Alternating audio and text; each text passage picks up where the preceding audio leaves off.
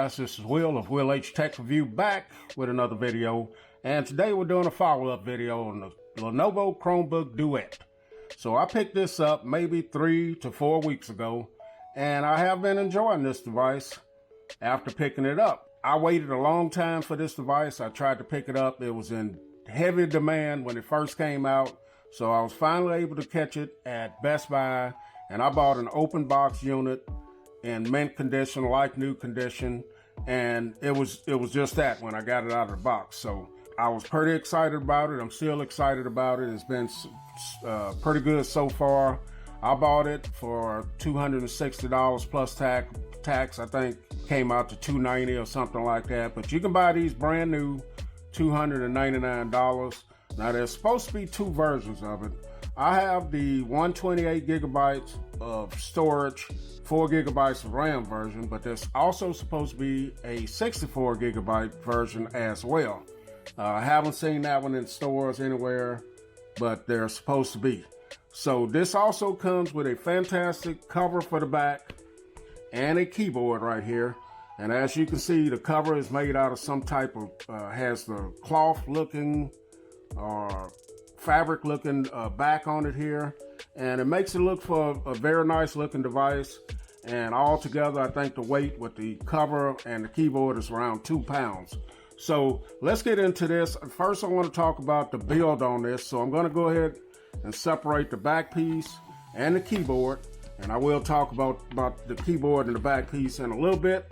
But first, let's talk about the build and some of the specs on this thing here as well. So as you can see there, on the bottom of it, you got your slot for your pogo pins. This side here, there isn't anything. This side, you got your 2 stereo speakers. You got your 2 microphones here. And down here at the bottom, you got your volume up and down. You have your power button, which is textured. You have a microphone here, and you have Type-C charging port, which you can also use this, run this to an external monitor. You can hook up SSDs, thumb drives, all of the above for this port. So it's very versatile. And then on the back of it, you got a little Lenovo branding here. Chrome down here, you do have this 2-tone color that I kind of like. Some people don't like it, but I like it. You have a camera on the back, which is 8 megapixels. And then on the front, you got your 2 megapixel camera there, and you got a 10.1 inch display that's 1920 by 1200, gets up to about 400 nits. So the display is pretty bright, and we'll get into more about the display in a little bit. So that is the build quality on it. Does feel like the build on it seems like it's a high quality device, in my opinion, just about as well built as my Samsung's or my iPad 7th Gen. Just a very nice, solid feeling. Doesn't have any creaks, gives, and just solid looking for the price of $299. I think you get a very well built device here. So, okay, guys. So next, let's talk about the keyboard and the back cover here. So this has a felt type feel to it, very nice. It's magnetized to the back of the keyboard. As you guys can see, it has like a fabric look here. And you also have a very nice little kickstand that you can angle in various angles. It's very sturdy, I should say. This is plastic, but it doesn't feel like it's going to break. The hinge feels very good on it. And the way you apply this is you just kind of line it up with the back of the tablet camera hole there, and that's how it goes. So just like that. Now, when you have this on there, you can see all of your edges are exposed like that. So let's take a look at the keyboard now. So here's the keyboard. It's very small. As you can see, one of my hands there is just about taking up the whole keyboard there, but you do have shortcut rows up here to get to various things. You got escape, forward, reverse, forward, just your different volume, screen brightness. You can lock the keyboard, and overall it's not backlit. But overall, after you get used to it, it's a very nice keyboard. You do have a trackpad that's pretty responsive. Now, you got to remember, all of this is coming for $299. Do have a little bit of Lenovo branding here. And this is where you connect your pogo pins right there. And then here's the back side of it. As you can see, doesn't get dirty. I've used it for the last month, almost a month, and pretty good for the price of this keyboard and Chromebook all together. There's nothing really to complain about as far as the keyboard. The whole total package, like I mentioned earlier, weighs about 2 pounds, so it does have, it adds, when you have the keyboard and the back cover on it, it does add some weight to the tablet. But as you can see, all of your edges are exposed there, and it doesn't stay together. If you think it's gonna stay together, it's not. So that's it. So let me open it up, let you guys see this, so I can raise it up different levels and stuff like that. So that is the keyboard and the tablet. Okay guys, so next let's talk about the display on here. I kind of briefly mentioned it earlier. So this is a 10.1 IPS display, 1920 by 1200, and it gets up to 400 nits.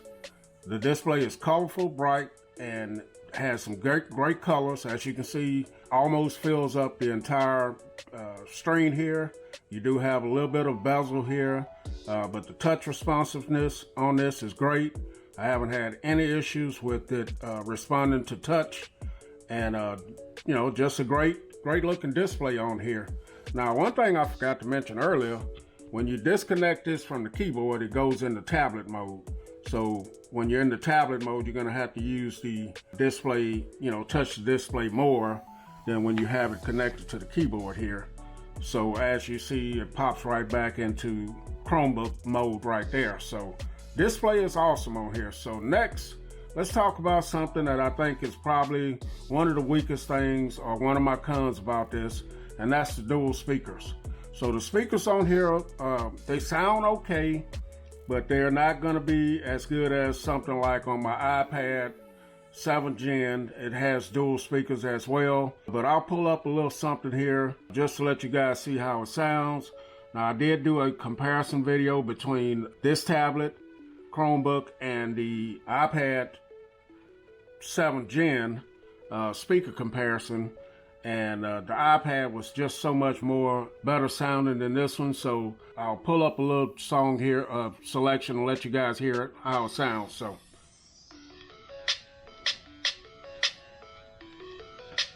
So this is max volume. So it's very tinny.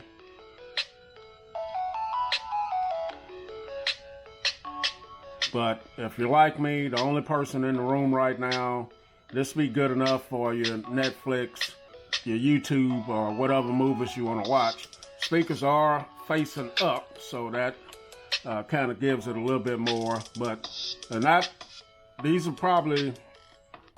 not the best speakers I've heard on a tablet, and I've got a lot of tablets. So there's no 3.5 millimeter headphone jack either, but they did include a dongle in the packaging that I forgot to mention, that you can use to plug in your headphones if you need to. So that is the speakers on it. So next, let's talk about the battery on this. Battery life is, you know, really subjective. It's how you use your device. For me, battery life has been great. I don't use it continuously to give you like a 6 or 7 hour battery life thing like that, because I have other tablets. The most I use this tablet at a time maybe 2 to 3 hours, and the battery life is great on this. It has a 7,000 milliamp battery, and I can go days in between using it. So if I sit there and watch videos after videos and movies after movies, then I could probably get a truer idea of how the battery life is. But I'll be honest with you, I don't use it like that. So okay guys, so let's next talk about performance on this. So this has the MediaTek Helio P60T CPU, 4 gigabytes of RAM, 128 gigabytes of storage. This thing performs pretty well. I don't have any issues with it opening up apps. Everything seems to open up pretty fast. The 4 gigabytes of RAM holds things in memory pretty well. I can have different screens going on this device. No issues with anything like that. Occasionally, I'll have a stutter between the keyboard not responding and simply enough, I'll take it loose, reconnect it, and then it works. But other than that, it performs well. You can take and have dual split screens here, like so, and you can go about your business doing what you need to. Social media, Facebook, Twitter, Instagram, whatever social media you need to run on here, it's going to run great. You can have tons of tabs open, so you guys can see that I'm opening here, and it's going to perform well. It doesn't really bog down. Like I said, I've had instances where the keyboard gets a little out of whack with the rest of the device, but other than that, as you can see, it's opening up web pages well, apps run well on it, and the processor is pretty good for what it is. It's not, it's the MediaTek processor, but it seems very well. Now, I don't play games a lot I'm not a gamer per se, but the few games that I do play on here, they perform well, they open up well. You can also hook you up a wireless controller, or you can plug right into your Type-C, and you can play games like that. I do have the NES, I think it is, game simulator or whatever it's called, and I hook that up from time to time. I like to play little old school games like Pac-Man, but you do have Mario and games like that. I do play like the boxing or the baseball type games on there. And overall, like I said, it performs well. You're not going to be doing any video editing or photo editing or anything like that. Now, if you want to use this for watching, for reading your books, or reading like your favorite books or whatever, this is perfect size, and the little bit of bezel that it has here makes for a great size to turn your pages, and the display being as nice as it is, make for good colors on it as well. So overall, this has been a great tablet for me. For the price of it, $300, and you get your keyboard and your back cover for it. So some of the weak parts, the cameras they're not very good at all, but I guess you could use it for your Zoom calls, Skype calls, or whatever. The front camera being only 2 megapixel, it may work for that just good enough.